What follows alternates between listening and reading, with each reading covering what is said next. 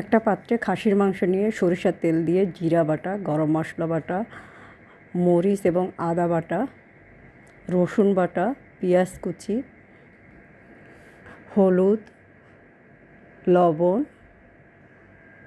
মরিচের গুঁড়া, জিরা গুঁড়া, ধনিয়া গুঁড়া দিয়ে ভালো করে মাখিয়ে নিয়ে কড়াইয়ে তেল দিয়ে পেঁপে এবং আলু একটু ভালো করে ভাজা করে নেব।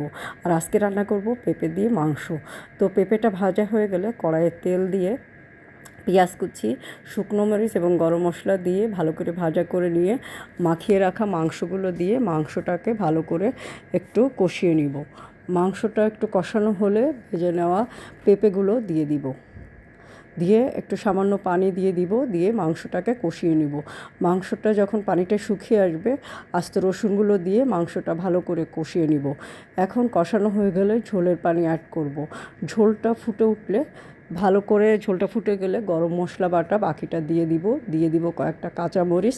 আর এখন ঝোলটা গাঢ় হয়ে আসলে নামিয়ে গরম গরম ভাতের সাথে পরিবেশন করব পেঁপে দিয়ে মাংস।